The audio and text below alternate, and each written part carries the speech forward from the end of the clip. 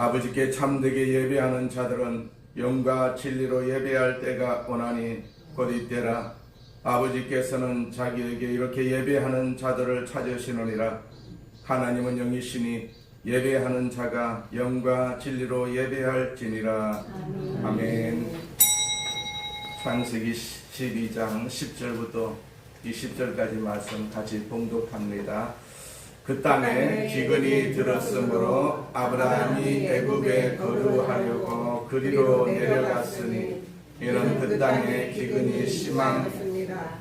그가 애굽에 가까이 이르렀을 때 그의 아내 사레에게 말하되 내가 알기에 그대는 아리따운 여인이라. 애굽 사람이 그대를 볼 때 이르기를 이는 그의 아내라 하여 나는 죽이고 그대는 살리리니 원하건대 그대는 나의 누이라 하라. 그러면 내가 그대로 말미암아 안전하고 내 목숨이 그대로 말미암아 보존되리라 하니라. 아브라함이 애굽에 이르렀을 때 애굽 사람들이 그 여인이 심히 아리따움을 보았고 바로의 보관들도 그를 보고 바로 앞에서 칭찬하므로 그 여인을 바로의 궁으로 이끌어 들인지라. 이에 바로가 그로 말미암아 아브라함을 후대함으로 아브라함이 양과 소와 노비와 암수 나귀와 낙타를 얻었더라. 여호와께서 아브라함의 아내 사레의 일로 바로와 그 집에 큰 재앙을 일으신지라. 바로가 아브라함을 불러서 이르되 네가 어찌하여 나에게 이렇게 행하였느냐? 네가 어찌하여 그를 내 아내라고 내게 말하지 아니하였느냐? 네가 어찌 그를 누이라 하여 내가 그를 데려다가 아내를 삼게 하였느냐? 네 아내가 여기 있으니 이제 데려가라 하고 바로가 사람들에게 그의 일을 명하매 그들이 그와 함께 그의 아내와 그의 모든 소유를 보내었더라. 아멘. 집사님이 가끔 기도원에 가시거든요. 기도원에 가시게 되면 기도원에서 찬양 부르는 곡에 은혜가 돼가지고 우리 교회에서도 이런 찬양을 부려야 되겠다 하고 준비해가지고 부르는 찬양입니다. 그렇기 때문에 기도원에도 성도들이 많이 있지 않겠어요. 그 분위기가 또 틀리고 우리 교회하고 기도원 분위기가 틀리니까 거기서 받았던 은혜가 내가 이 찬양을 부르면서 그 은혜가 여기에 전달되기를 우리 성도들에게 전달되기를 간절히 소망하면서 그렇게 찬양을 부릅니다. 그렇게 이해를 해주시고 좀 은혜를 받으시기를 바랍니다. 아멘. 잠시 기도드리겠습니다. 전능하신 하나님 아버지 감사합니다. 우리를 사랑하시고 우리를 축복하심을 감사합니다. 하나님의 자녀로 삼아주시고 주 앞에 영광을 돌릴 수 있도록 아버지께서 이 성전에 불러주심을 감사합니다. 하나님이 계시는 성전입니다. 하나님 아버지 성령으로 충만한 성전 되게 하여 주셔서 우리 모두가 다 성령 충만하고 그 성령의 능력으로 우리 육신의 질병이 치료받게 하여 주옵시고 모든 문제가 다 해결함을 받는 복된 성전이 되게 하여 주시옵소서. 첫 시간입니다. 주님께서 마지막 시간까지 함께해 주시고 은혜 내려주시는 복된 시간 되게 하여 주옵소서. 예수님의 이름으로 기도드립니다. 아멘. 자, 우리 앞에 있는 구호 세 번 우리 외칩니다. 시작. 나는 하늘의 복 땅의 복을 받았습니다. 나는 하늘의 복 땅의 복을 받았습니다. 나는 하늘의 복 땅의 복을 받았습니다. 아멘. 자, 우리가 이 구호를 항상 내 마음속에 새기게 되면 하늘의 복과 땅의 복이 우리 가운데 임할 줄로 믿습니다. 항상 우리 상황을 그렇지 않다 할지라도 항상 하나님께서 나를 택하여 주셨기 때문에 하늘의 복 주시기를 원하시고 땅의 복 주시기를 원하고 계신다라는 사실을 항상 믿음으로 받아들이시기를 바랍니다. 창세기 12장 10절부터 20절 말씀을 가지고 애굽으로 내려간 아브라함이라는 제목으로 같이 은혜를 나누고자 합니다. 아브라함이 애굽으로 가지 않았어야 되는데 애굽으로 내려갔단 말입니다. 우리 신앙도 우리가 항상 지켜야 되는데 신앙을 지키지 못할 때가 많이 있습니다. 그것을 우리가 마음속에 두고 같이 은혜를 받기를 원합니다. 그 이스라엘 백성들이 애굽에서 430년 동안 종살이 했다라는 것은 우리가 성경을 통해서 잘 알고 있어요. 그 종살이가 얼마나 힘들어서 하나님께 기도합니다. 그 백성들이 하나님께 기도합니다. 그런데 하나님께서 흔쾌히 응답을 하십니다. 출애굽기 6장 5절에 보면 이제 나는 이집트 사람이 종으로 부리는 이스라엘 자손의 신음소리를 듣고 내가 세운 언약을 생각한다라고 하시면서 모세에게 이런 말씀을 주세요. 너는 이스라엘 자손에게 말하여라. 나는 주다. 나는 이집트 사람들이 너희를 강제로 부리지 못하게 거기에서 너희를 이끌어내고 그 종살이에서 너희를 건지고 나의 팔을 펴서 큰 심판을 내리면서 너희를 구하여 내겠다. 그런 응답을 받았어요. 그 하나님은 모세라는 사람을 세워주셔가지고 그 지긋지긋한 애굽을 나오게 합니다. 이집트를 나오게 합니다. 종살이에서 해방이 된 것입니다. 얼마나 좋습니까? 430년 동안 종살이 하다가 그 종살이를 다 청산하고 자유의 몸이 되었으니까 얼마나 즐겁고 얼마나 기쁠 일입니까? 얼마나 찬송할 만한 일입니까? 그런데 3일 만에 마실 물이 없습니다. 먹을 양식이 없습니다. 불평합니다. 원망합니다. 430년 동안 노예 생활에서 해방을 받았다면 좀 감사하고 좀 참아야 할 텐데 이 광야에서 우리를 죽게 한다고 불평하고 원망을 얼마나 많이 하는지 몰라요. 우리 인간의 가장 기본적인 욕구는 말할 것도 없이 먹어야 하고 또 마셔야 하는 육체적인 욕구인 것 같습니다. 이것이 제대로 충족이 안 되면 모든 인생의 방향이 흔들리고 판단이 흐려질 수밖에 없습니다. 굶어보세요. 마시지 못하면 우리가 얼마나 판단이 흐릴 수밖에 없다는 것도 경험할 수가 있지 않겠어요. 어느 정도 우리가 먹고 사는 문제가 해결된 오늘날에 있어서도 이것은 굉장히 중요합니다. 경제적인 그러한 문제는 아직도 우리가 예민하게 반응하는 감각적인 그러한 문제이면 틀림이 없어요. 그래서 정부에서는 그런 욕구를 어느 정도 충족시키기 위해 가지고 소비 쿠폰을 발행한 것으로 볼 수가 있지 않겠어요? 백성들이 살기가 어렵다라는 판단을 가지고 그런 행동을 하는 것이죠. 유물을 다루고 있는 어떤 책에 이런 이야기가 있었습니다. 유럽의 한 목사님이 나체촌에 들어가 가지고 설교를 하게 되었어요. 설교를 하고 돌아왔는데 목사님 사모님이 무슨 생각을 하면서 설교를 했느냐고 그렇게 물어보더랍니다. 과연 목사님이 무슨 생각을 하면서 그 발가벗은 사람들 앞에서 설교를 했을까요? 목사님의 대답이 저 사람들이 과연 헌금을 낼 것인가 그렇게 생각을 하면서 설교를 했다고 합니다. 모두가 다 발가벗고 있으니까 지갑이 없잖아요. 목사도 돈에서든 이렇게 자유롭지 못하다는 것을 풍자한 그런 얘기라고 봅니다. 오늘 본문에는요, 믿음의 조상이라고 불리는 아브라함이 경험했던 그 경제적 실현의 문제가 언급되고 있어요. 창세기 12장 10절에 보면 그 땅에 기근이 들었다 그렇게 기록을 하고 있어요. 아브라함이 애굽으로 내려간 이유를 말하는 것이 바로 기근이 들었기 때문에 애굽으로 내려갔다는 얘기입니다. 기근이 들었다. 그래서 애굽으로 내려갔다고 본문이 시작합니다. 지금도 마찬가지입니다만 농경시대에 기근이 있었다는 것은 굉장한 타격일 수밖에 없지 않겠어요. 요즘 말로 바꾸어 말을 하자면 주가가 폭락이 되었다는 얘기입니다. 국제 원유 가격이 이렇게 급등을 하고 환율이 불안정하다 그런 얘기죠. 종합 주가 지수가 이렇게 폭락을 하고 무슨 코스닥 지수가 이렇게 무너졌다 이런 보도들이 나오면 아마 주식 투자하는 사람들은 무척이나 곤혹스럽고 고통스러운 시간을 보낼 수밖에 없지 않겠어요. 자, 아브라함이 주식에 투자를 했다가 실패를 했다면 주식이 폭락하고 삶이 공경에 처한 그런 어느 날의 에피소드가 오늘 본문의 이야기라고 볼 수가 있는 것이죠. 이 경제적인 충격은 비단 주식 투자를 한 사람들뿐만 아니라 세상을 살아가는 사람들에게 있어서 아무도 예외일 수가 없을 것입니다. 인간은 경제적 타격에서 완전히 자유로울 수 있는 사람은 아무도 없을 것입니다. 문제는 우리의 삶의 장에 이런 경제적인 시련과 충격이 다가올 때 우리가 예수 믿는 사람으로서 어떻게 이것을 맞이하고 극복할 수가 있느냐 하는 것이죠. 아브라함은 실패했어요. 그래서 본문을 통해서 아브라함이 하지 말았어야 할 일들이 무엇인지 또 반대로 그가 이렇게 했어야만 했던 일들이 무엇인지를 우리가 찾아서 교훈을 좀 삼아야 되지 않겠어요? 성경의 말씀은 우리에게 주시는 교훈입니다. 교훈. 그 말씀은 말씀대로 된다라고 성경에서 말씀하고 있기 때문에 우리가 이런 교훈을 받으면서 나도 이런 지경에 처하게 되면 내가 어떻게 판단을 할 것인가, 어떻게 결정할 것인가에 대해서 우리가 항상 생각을 할 필요가 있는 것이죠. 그래서 우리 삶의 현장에 시련이 찾아올 때 우리가 기억해야 할 교훈이 무엇이냐라는 얘기입니다. 첫 번째로 우리가 삶의 자리를 쉽게 옮기지 말아야 합니다.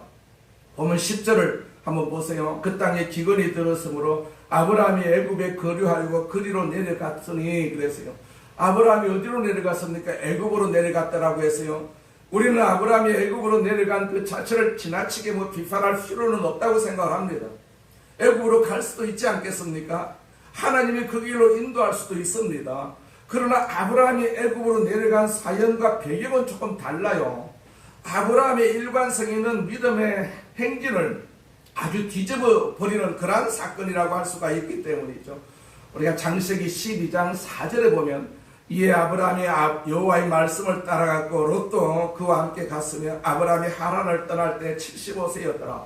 자, 아브라함이 하란을 떠나서 가나안 땅에 올 때 무엇을 따라왔다고 성경에서 기록을 하고 있습니까? 여호와의 말씀을 따라갔다, 그렇게 기록을 하고 있지 않겠어요? 이것이 참 중요한 것입니다. 참 중요한 것. 하나님의 인도하심을 따라서 하나님의 말씀을 붙들고 아브라함은 가나안 땅까지 올 수가 있었던 것입니다. 아브라함이 가나안 땅에 들어왔을 때 하나님이 아브라함에게 다시 한번 나타나셔서 말씀을 하십니다. 창세기 12장 7절 말씀에 보면 여호와께서 아브라함에게 나타나 이르시되 내가 이 땅을 네 자손에게 주리라 하신지라 자기에게 나타나신 여호와께 그가 그곳에서 제단을 쌓고 그랬어요. 아브라함은 하나님의 인도하심을 따라서 그 하나님의 말씀을 붙들고 천신만고 끝에 가나안까지 왔어요. 가나안 땅까지 왔어요. 그리고 가나안 땅에 들어오자마자 이 땅을 네 자손에게 주겠다, 하나님이 다시 한번 약속을 하십니다. 그랬으면 어떻게 해서라도 아브라함은 그 땅에 머물러야 하지 않겠습니까? 약속하신 땅이니까, 하나님이 주신 땅이니까 그 땅을 지키고 살았어야 하지요. 근데 조금 어려움이 생겼다고 해가지고 쉽게 포기하고 애굽으로 그만 내려간 것입니다. 엄격히 말하면 이것은 아브라함이 도망을 간 것 아니겠어? 도망을 간 것입니다. 이 도망은 아브라함의 사건이 아니라 인생의 어려운 문제에 부딪히게 되면 하나님의 뜻을 묻지 않고 말씀을 붙들기보다는 너무나도 쉽게 도망하는 유혹을 받는 우리들의 문제이기도 합니다. 도망갈 때는 저마다 이유가 있어요. 아브라함에게도 이유가 있었겠지요. 하나님께서 정말로 내가 이 땅에 살기를 원하신다면 왜 이런 어려움이 나에게 들어와가지고 이렇게 힘들게 하느냐, 이런 물음을 가질 수가 있지 않겠어요? 자, 그러나 하나님이 축복하신다면 만사가 형통해야 한다. 자, 이런 생각은 우리 예수 믿는 사람들의 희망사항이라고도 할 수가 있습니다. 자, 우리가 예수를 믿으면 복을 받는다라고 그렇게 해서 우리가 예수를 믿었어요. 물론 복을 받았습니다. 그런데 그 복이 계속해서 이어지지 않는 경우가 얼마나 많이 있습니까? 병들기도 하지요, 망하기도 하지요. 이런 문제 때문에 우리가 하나님을 믿는 믿음에 대해서 회의를 가질 때가 많이 있지 않겠어요? 그래서 세상으로 떠나는 사람들도 많이 있습니다. 그러나 끝까지 붙들고 기도하면서 세상을 떠나지 아니하고 결국은 하나님과 싸워서 이기는 그런 복된 삶을 누리는 사람들도 있습니다. 성경은 우리가 예수 믿으면 모든 것이 다 형통하다, 범사가 다 형통하다, 그렇게 가르치지는 않아요.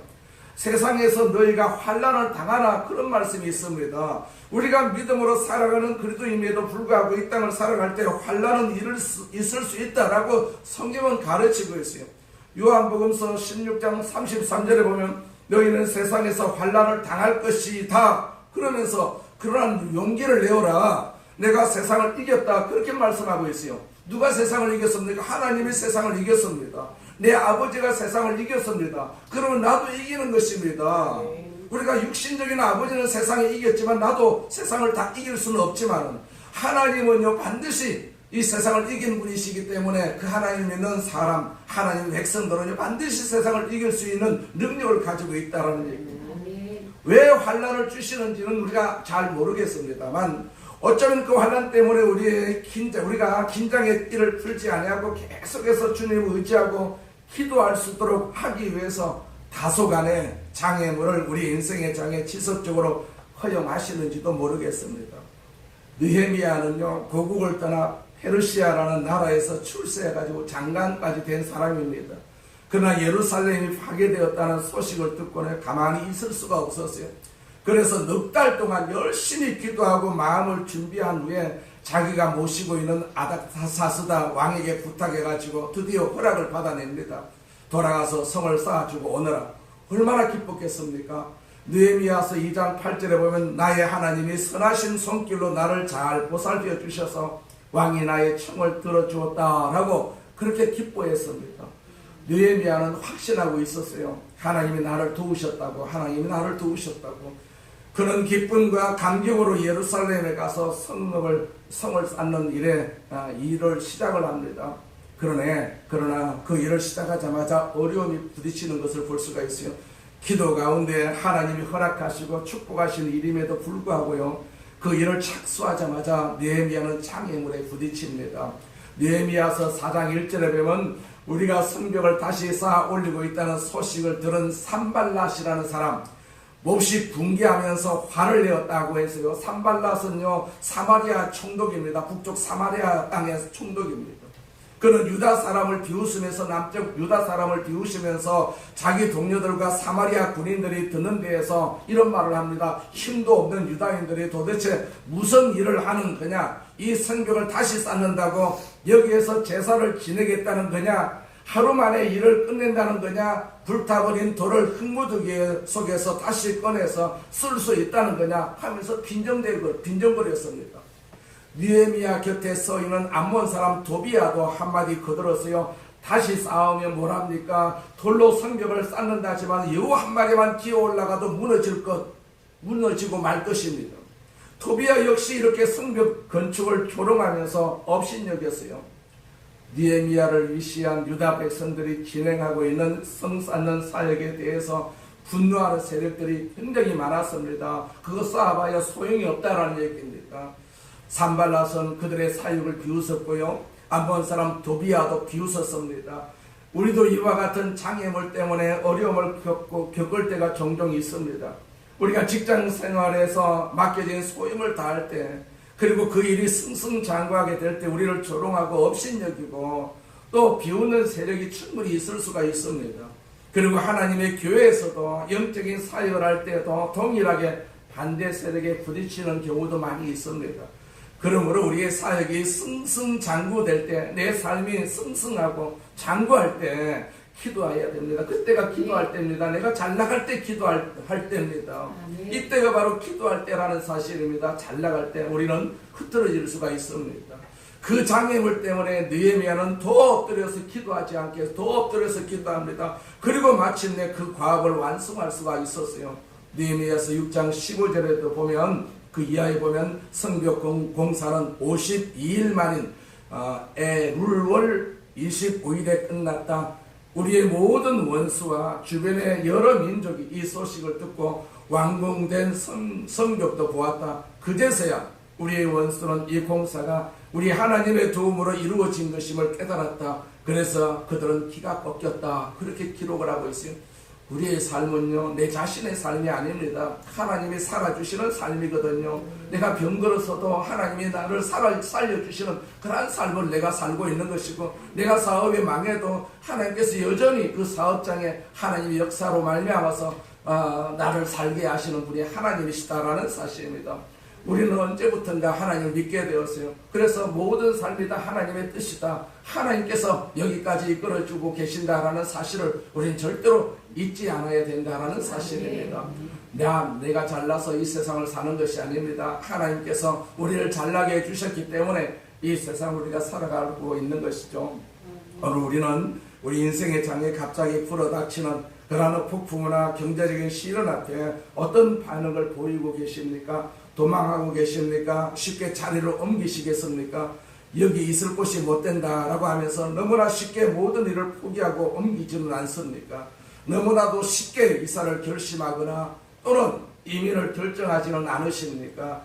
너무나 쉽게 이혼을 결심하시는 않으십니까?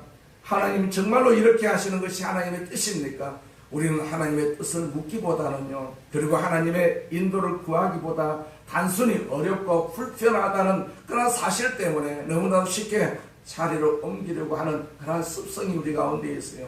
그것이 바로 아브라함의 실수였고 자주 하는 실수였습니다.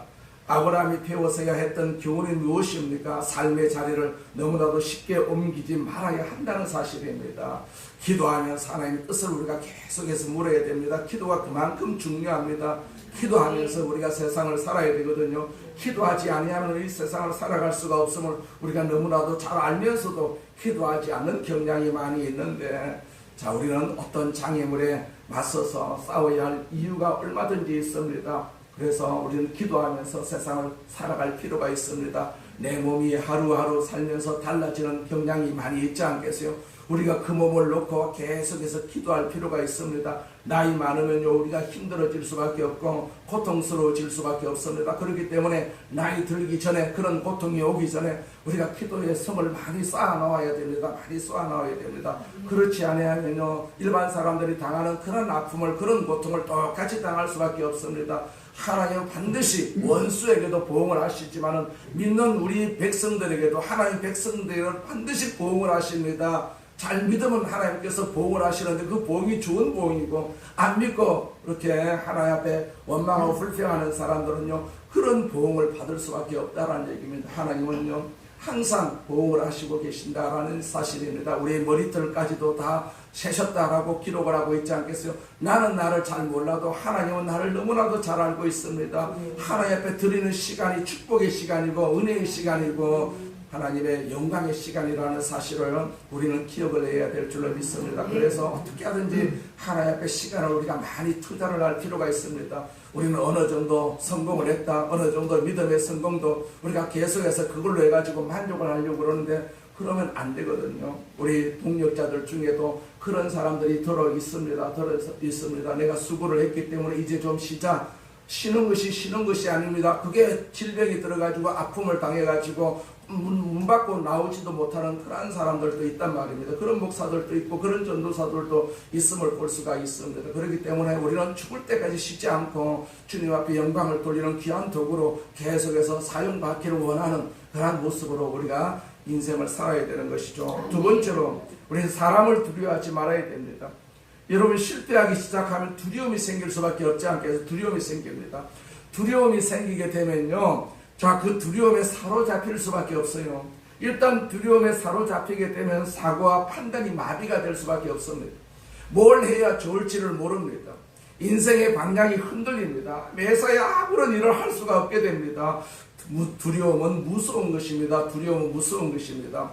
우리도 IMF를 겪었습니다만은 미국도 IMF 비슷한 대경제공황을 겪은 때가 있었어요. 그때 미국 사람들이 벌벌 떨면서 그들의 미래를 포기하고 있었어요. 그런데 루즈벨트 대통령이 그 유명한 취임사 연설을 통해서 시리에 빠진 미국 사람들에게 도전을 주어서 이런 말을 했습니다. 사랑하는 국민 여러분, 우리가 정말로 두려워해야 할 것은 두려움 그 자체뿐입니다. 이 두려움을 빼놓고서는 두려워할 것이 아무것도 없습니다. 그렇게 격려를 했어요.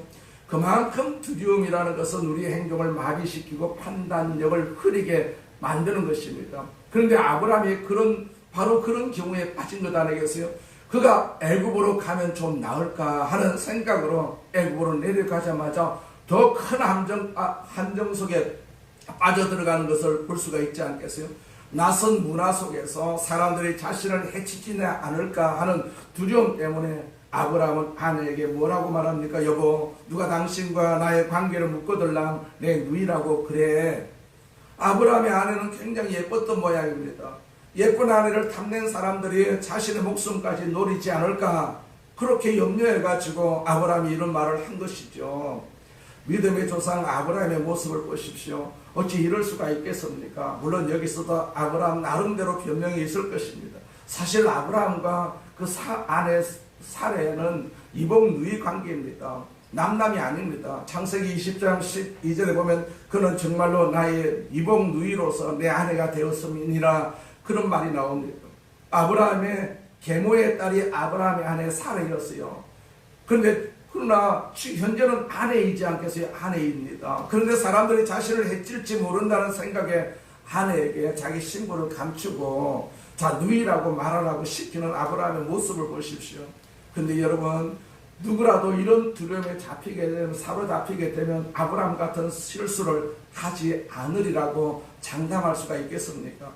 우리 예수 믿는 사람들이 연루된 불미스러운 사건들을 볼 때 어떻게 하나님을 믿는 사람이 그럴 수가 있느냐고, 그렇게 돌을 던지기는 쉽지만 막상 우리가 그 입장을 한번 해보세요. 그 자리에 설 때 과연 우리는 그렇지 않으리라고 정말로 100% 우리가 장담할 수가 있겠습니까?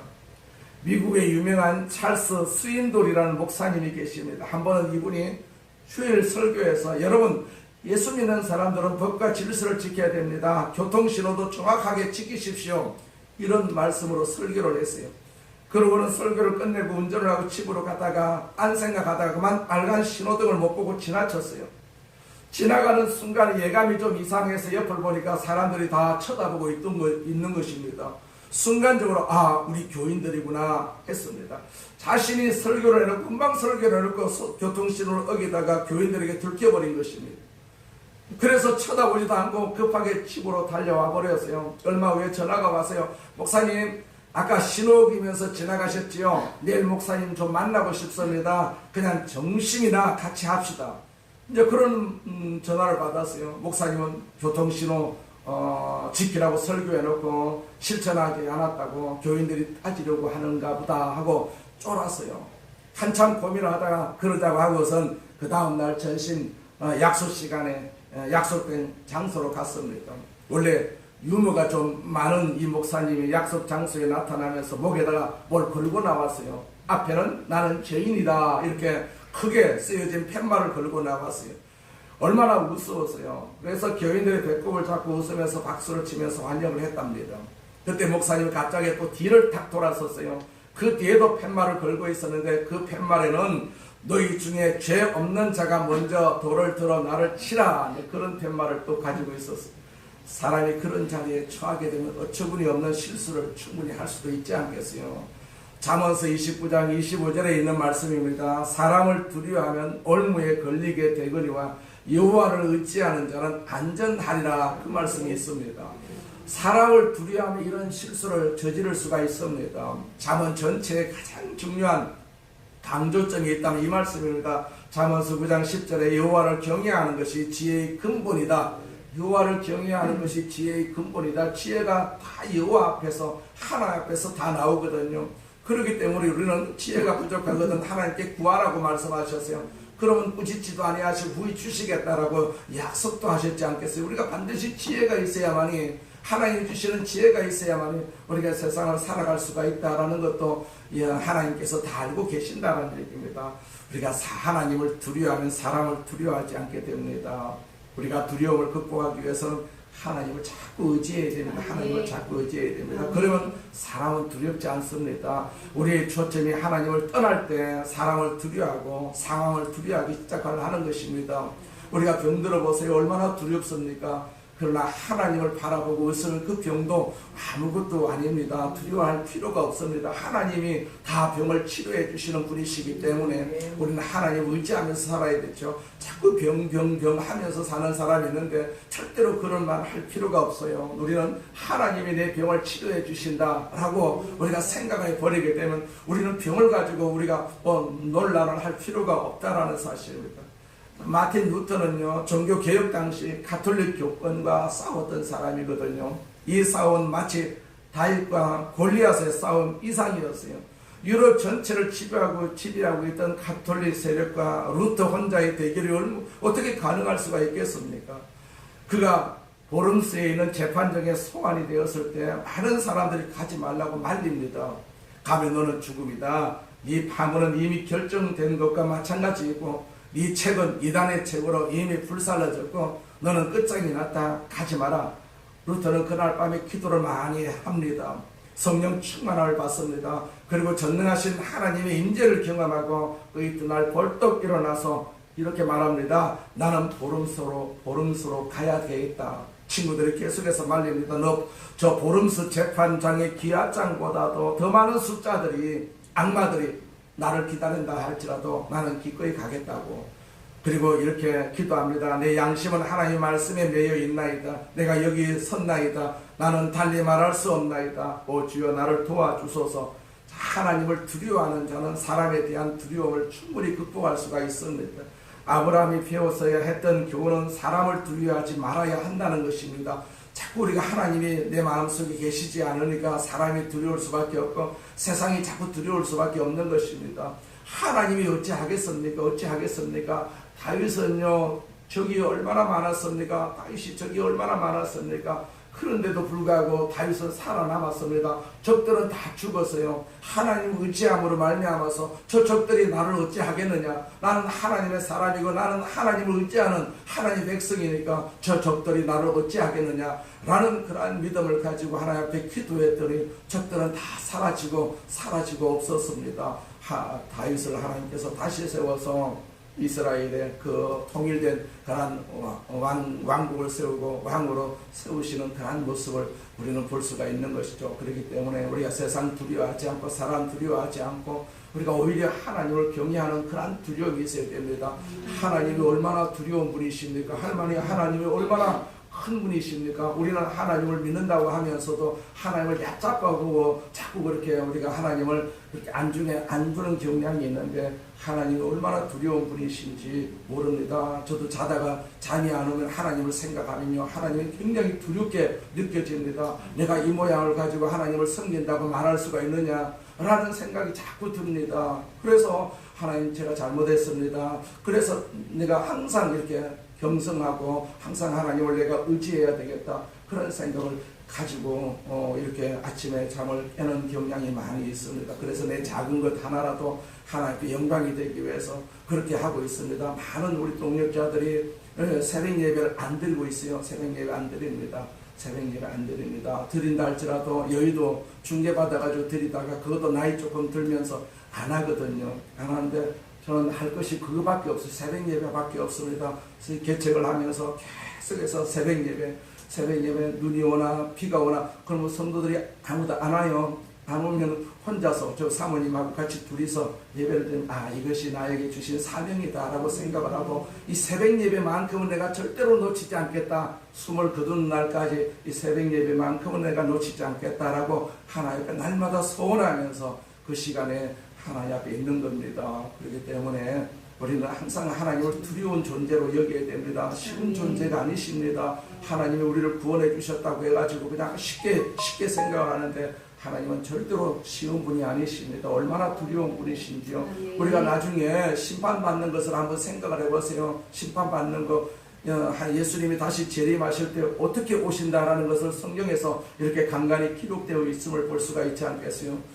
보응하러 오시는 것이요, 보응하러 우리가 보응을 받아야 되지 않겠어요? 심판받는 것이 아니라 우리는 좋은 쪽으로 심판을 받고 좋은 쪽으로 보응을 받아야 되지 않겠어요? 그게 무언가가 하나 있어야 되지 않겠어요? 무언가가 내가 하나님으로부터 상급을 받을 수 있는 무언가가 하나 있어야 되겠다라는 생각을 우리가 가질 필요가 있습니다. 그냥 평범하게 지내면 상급 받을 것이 없지 않겠어요? 내가 상급 받을 무언가가 하나 있어야 되겠다. 자, 거기에 우리가 노력하고 거기에 기도하고 거기에 우리가 올인을 해야 할 필요가 있는 것이죠. 세 번째로, 제단 쌓기를 소홀히 하지 말라는 말씀입니다. 우리가 인생에 어려움이 생길 때, 또 경제적으로 시련에 부딪힐 때 우리는 무엇보다도 제단 쌓기를 소홀히 해서는 안 됩니다. 아브라함이 이런 궁지에 빠져 있는데, 애굽 땅에 있는데 기도한 일이 있습니까? 아브라함이 아내를 바로가 데려가려고 합니다. 그런데 아브라함이 기도합니까? 기도했다는 흔적이 없어요, 성경에. 자, 제단을 쌓았다는 흔적도 없습니다. 참 이상한 것은 정말로 기도가 필요한 순간에 아브라함이 기도하지 않았다는 얘기입니다. 아프리카에 사는 세크레타리 버드라는 그런 새의 이야기가 있습니다. 이 비서새라고도 말을 하는데 이 새는 아주 이상한 새라고 합니다. 평소에는 아주 잘 나는데 무엇이라도 자신을 공격하고 있다고 위협을 느끼기 시작하면 날지를 못하고 땅을 킨다고 합니다. 정말 날아서 그 위협을 피해야 할 때 날지 못하는 것입니다. 우리가 기도가 필요할 때 기도하지 못하는 우리의 모습과 얼마나 비슷합니까? 그것이 바로 내 모습일 수가 있단 말입니다. 그 어떤 때보다도 기도가 필요한 때인데도 불구하고 기도하는 아브라함의 모습을 볼 수가 없어요. 찬양하는 아브라함의 모습도 볼 수가 없습니다. 예배하는 아브라함의 모습을 볼 수가 없습니다. 아브라함이 언제 다시 제단을 쌓게 됩니까? 창세기 13장에 1절부터 4절에 이런 말씀이 있습니다. 아브라함이 애굽에서 그와 그 아내와 모든 소유와 롯과 함께 네겝으로 올라가니 아브라함에게 육축과 은과 금이 풍부하였더라. 그가 네겝에서부터 길을 떠나 베델에 이르며 베델과 아이 사이 곧 전에 장막 쳤던 곳에 이르니 그가 처음으로 단을 쌓은 것이라. 그가 거기서 여호와의 이름을 불렀더라. 자, 전에 제단 쌓았던 가나안 땅 베델에 와서 비로소 아브라함은 다시 하나님의 이름을 부르기 시작을 합니다.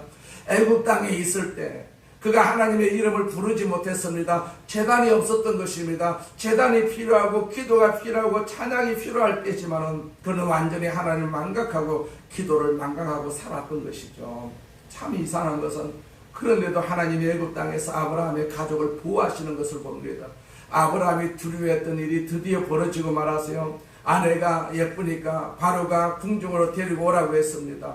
그러나 바로의 궁중에 사건이 생기면서 바로는요, 그가 아브라함의 아내라는 사실을 이것을 알게 됩니다. 그래서 바로는 사라를 건드리지 못했어요. 하나님이 건드리지 못하도록 특별히 보호를 하신 것이죠. 왜 보호를 하셨습니까? 아브라함의 이런 모습에도 불구하고 하나님이 보호하신 이유가 어디에 있을까요? 그 12장 17절에 대답이 나와 있어요. 여호와께서 아브라함의 아내 사라의 일로 바로와 그 집에 큰 재앙을 내리신지라. 누구 때문입니까? 사례 때문이다. 성경에서 그렇게 말하고 있어요. 아브라함이 현재 형편없이 흔들리고 실수하고 있지만 하나님이 보시기에 그 부인 사례가 안 됐거든요. 그래서 아브라함이 좀 기도를 했더라면 괜찮았을 것인데 아브라함이 기도하지 않고 있단 말입니다. 그러니까 사례가 그냥 바로의 궁으로 들어가 버릴 수밖에 없었지 않겠어요? 그래서 하나님 보시기에 안 됐어요. 그래서 사례의 일로 하나님이 그를 보호하시고 오히려 그 환경 속에서 잘 지켜주신 것을 봅니다. 사실 우리 가운데도 보면 기도하는 아내의 덕을 보고 사는 사람들이 얼마나 많이 있습니까? 남편들은 자기가 잘해서 집안이 무사하다고 생각하지만은 사실은 그렇지가 않은 것을 봅니다. 모두가 기도하는 아내의 덕입니다. 기도하는 아내의 덕. 네가 이만큼 사는 것도 내 아내의 연고이라 그렇게 말씀하고 있지 않겠어요? 남편들은요, 아내에게 이렇게 얘기해야 됩니다. 오늘 나의 모습은 당신 때문입니다. 그렇게 고백할 수가 있어야 됩니다. 사실 그렇지 않겠어요? 남편의 믿음보다 아내의 믿음이 훨씬 더 강합니다. 남자의 믿음은 형편이 없어요. 알고 보면. 그러나 더 중요한 이유는 하나님의 자비와 긍휼 때문이라는 생각을 우리는 놓칠 수가 없지 않겠어요? 아브라함의 부족함, 연약함에도 불구하고 아브라함을 사례를 불쌍히 여기신 하나님의 은혜 때문에 그들이 존재할 수가 있었던 것이죠. 그럼에도 불구하고 아브라함이 창피를 당하지 않겠어요? 무한을 당합니다. 창세기 12장 18절에 보니까 바로가 아브라함 불러서 이르되 네가 어찌하여 나를 이렇게 행하였느냐? 네가 어찌하여 그를 네 아내라고 내게 말하지 아니하였느냐? 요즘 말로 바꿔 말하면 불신자인 바로가 신자인 아브라함을 불러놓고 네가 어찌해서 거짓말을 해가지고 나를 궁지에 빠뜨렸느냐? 네가 어찌하여 이럴 수가 있느냐? 그 말이라고 할 수가 있죠. 여러분, 그리스도인이 세상 앞에서 부끄러움을 당하는 장면을 보십시오. 아니, 하나님 믿는 사람이 어떻게 이럴 수가 있느냐고 추궁당하는 모습을 보십시오. 세상 앞에 부끄러운 그리스도인들의 모습을 볼 수가 있지 않겠습니까? 여러분, 우리도 이런 자리에 충분히 설 수가 있습니다. 만약 아브라함이 기도를 했더라면, 하나님을 붙들었더라면, 그리고 주님의 인도를 계속해서 구할 수가 있었더라면 이런 창피를 당하지 않을 수도 있었을 텐데 말입니다. 여러분, 우리의 삶의 시련이 닥쳐올 때 우리가 할 일이 무엇인지 아십니까? 그럴 때일수록 기도하셔야 됩니다. 기도하셔야 됩니다. 찬양하셔야 됩니다. 예배하셔야 됩니다. 봉사도 더 열심히 하셔야 됩니다. 후퇴하시면 절대로 안 된다는 사실을 우리는 충분히 알 수가 있지 않겠어요? 욥기에도 그런 사건이 있었지 않겠습니까? 엘리멜렉과 나오미가 두 아들을 데리고 저 베들레헴에 기근이 드니까 모압으로 내려가세요. 모압 가면 살 수가 있을 것이다 라고 해서 모압을 내려갔는데 기도하고 내려간 것도 아닙니다. 자기들 임의로 내려간 것입니다. 그냥 세상 사랑해서 내려간 것입니다. 그런데 내려가자마자 남편이 죽지요. 두 아들도 죽습니다. 결혼을 시켰는데 두 아들도 죽고 말지 않겠습니까? 나오미 혼자 남았던 그런 어떤 사건이 성경에서 기록을 하고 있지 않겠습니까? 그렇기 때문에 우리가 세상으로 나가는 것은 절대로 우리가 승리할 수가 없습니다. 이미 우리는 하나님의 자녀라고 하나님께서 인을 쳐주셨기 때문에 사나 죽으나 하나님 앞에 있어야 됩니다. 기도하면서 살아야 됩니다. 찬송하면서 살아야 됩니다. 찬송하고 기도하는 것이 얼마나 쉬운 일입니까? 하나님께서 그 찬송을 들으시고 그 기도를 들으신다라고 성경에서 말씀하고 있어요. 아무도 안 들으시면은 우리가 찬양할 필요도 없고 기도할 필요도 없는데 하나님이 내 찬송을 들으시고 내 기도를 들으시고 내 봉사를 들으십니다. 봉사를 들으십니다. 이 작은 교회에서 찬양 부르고 기도하고 대표 기도하고 이것도 하나님을 위한 나라의 귀한 그런 도구로 쓰임 받는 것이기 때문에 우리가 준비를 하면서 정말로 하나님 앞에 내가 이런 자리에 설 수 있는 은혜를 주신 것에 대해서 감사하면서 하나님을 경외하면서 우리가 그 자리에 우리가 서고 그 자리를 우리가 소화를 시켜야 될 줄로 믿습니다. 우리가 잘 아는 이랜드의 사장 박성수 사장님, 정직하게 세금도 내고 정직하게 사업을 하다가 쫄딱 망한 적이 있었다고 합니다. 그 회사에 몇 안 되는 직원 가운데 한 사람에게 물었어요. 회사가 문을 닫았는데 요즘 어떻게 지내느냐고 물었더니까 그 사람이요, 요즘 저는 더 열심히 교회 나가고 있어요, 그렇게 말합니다. 아니 회사도 망했는데 어떻게 열심히 교회 생활을 할 수가 있느냐고 하니까 이런 얘기를 하더랍니다. 자기 회사가 망하는 과정에서 자기 사장을 열심히 지켜보았대요. 사장이 열심히 기도하고 세금도 정직하게 내고 그러는데 회사가 잘 되지 않고 망하니까 틀림없이 우리 사장도 이제 예수를 안 믿는다고 선언하고 교회 안 나갈 거라고 생각을 했답니다. 그런데 사업이 안 될수록 회사가 망해갈수록 자기 사장님이 더 열심히 이렇게 예수 믿는 것을 보고 예수 믿는 게 뭔가 있긴 있구나, 그런 생각이 들어서 자기도 열심히 믿기로 결심을 했다는 이야기입니다. 망해가는 회사 속에서 은혜를 받은 것이면 이 직원이 여기에 중요한 교훈이 있지 않겠어요? 우리의 가치관이 돈 중심이라면 돈이 없으면 끝날 수밖에 없어요. 그러나 이랜드의 사장에게는요, 돈이 전부가 아니었어요. 돈 때문에 포기할 수 있는 그런 예수가 아니었다는 말이죠. 이 점이 굉장히 중요하지 않겠어요? 예수님이 광야에서 시련을 당한 적이 있었죠. 마태복음 4장 1절에 보니까 예수께서 성령에 이끌려 광야로 가셔서 악마에게 시험을 받으셨다. 배고픈 시련이 있었어요. 광야에서 금식하신 예수님께서 마귀가 와가지고 이 돌들을 명하여 떡덩이가 되게 하라고. 자, 예수님은 돌을 떡으로 변하게 하실 수 있는 능력을 있었지만은 기적을 행하지 않으셨어요. 배고프셨지만은 참으셨어요. 견디셨습니다. 그러면서 이런 말씀을 하시죠. 사람이 떡으로만 살 것이 아니다. 하나님의 입으로 나오는 모든 말씀으로 살 것이다. 그런 말씀을 하셨어요. 떡이 절대적으로 필요한 순간에 떡 때문에 죄짓지 아니하고 여전히 하나님의 말씀을 붙잡을 수가 있다는 것은 더 높은 가치관이 아니겠습니까? 우리의 가치관은 땅이 아닙니다. 우리는 가치관은 하늘입니다. 천국입니다. 이 세상은 망할 수밖에 없다라고 성경에서 말씀하고 있어요. 이 세상이 망할 때 우리는 같이 세상에서 망할 수는 없지 않겠어요? 우리의 가치는 하나님이십니다. 하나님. 우리가 세상이 망할 때 우리는 천국에 가 있거든요. 천국에 가 있습니다. 천국의 가치관이 우리 가운데 있습니다. 이 가치관을 가지고 우리가 세상을 살아야 되거든요. 이 가치관이 세상을요 다 멸망을 시킬 수 있는 그러한 능력을 가진 가치관입니다. 그래서 우리가 더욱더 하나님을 말씀을 우리가 붙들고 살아야 할 그러한 중요성이 여기에 있음을 볼 수가 있습니다. 사람이 떡으로만 살 것이 아니다. 하나님의 입으로 나오는 모든 말씀으로 살 것이다. 우리가 그 말씀을 중요시 여겨야 될 줄로 믿습니다. 이것이야말로 진정한 승리라고 생각하지 않습니까? 여러분 삶을 살다 보면 생활이 어려워지고 시련을 당하는 순간이 충분히 있을 수가 있습니다. 그때에도 절대로 재단을 허물지 마시기 바랍니다. 기도하셔야 됩니다. 찬양을 부르셔야 됩니다. 열심히 주께 봉사하셔야 됩니다. 하나님의 최후 승리를 우리가 믿을 수가 있어야 되거든요.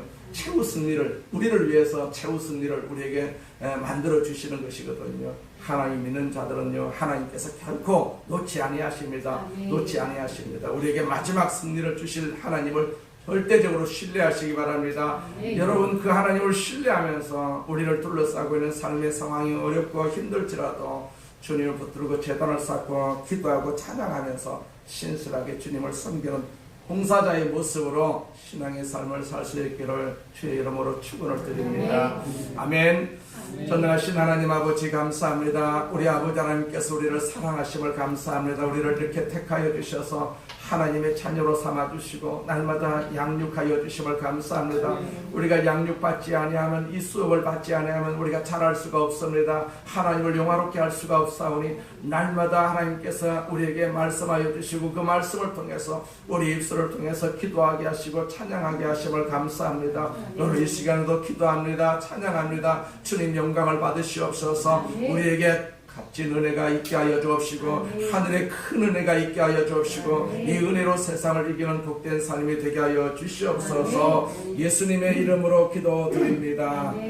아멘. 우리 말씀을 생각하시면서 통성으로 기도합니다. 전능하신 하나님 아버지 감사합니다. 하나님 감사합니다. 하나님 감사합니다. 하나님 영광을 받으시옵소서. 우리 아버지 하나님 영광을 받으시옵소서. 오 전능하신 하나님 아버지 감사합니다. 감사합니다. 우리를 구원하심을 감사합니다. 하늘의 백성으로 삼아주심을 감사합니다. 하나님의 영광 받으시는 도구로 삼아주심을 감사합니다. 하나님 우리는 연약하고 부족합니다. 우리가 병들었습니다. 우리가 세움이 망해서 여러가지 어려움을 당하고 있습니다. 그래서 우리가 주님 앞에 기도합니다. 제단을 쌓습니다. 찬송하는 제단을 쌓습니다. 기도하는 제단을 쌓습니다. 이 제단을 하나님 앞에 드립니다. 하나님께서 받아주시옵소서. 우리 받아주시옵소서. 우리 장로님의 기도를 들으시고 우리 안수님의 기도를 들으시고 우리 권사님의 기도를 들으심을 감사합니다. 우리 김사님들의 기도를 들으심을 감사합니다. 하나님 영광을 받으시옵소서. 살아계신 하나님이십니다. 우리 곁에 와 계시는 하나님이십니다. 성령으로 오셔서 우리를 도와주시는 하나님이십니다. 우리를 도와주시옵소서. 우리를 도와주시옵소서. 하나님 도와주시옵소서. 하나님 도와주시옵소서. 우리를 도와주시옵소서. 우리를 도와주시옵소서. 악한 병은 따라갈지어다. 악한 저주로 따라갈지어다. 악한 사탄의 역사로 따라갈지어다. 하나님 우리를 도와주시옵소서. 우리가 사는 이 세상을 하나님께서 도와주옵소서. 이 사회를 도와주시옵소서. 이 사회를 도와주시옵소서. 예수님은 우리가 살아갈 수 있는 사회로 만들어 주시옵소서. 주여 도와주시옵소서. 주여 도와주시옵소서. 우리의 기도를 들으심을 감사합니다. 우리를 축복하심을 감사합니다. 우리를 축복하심을 감사합니다. 영광을 받으시옵소서. 예수님의 이름으로 기도드립니다. 아멘.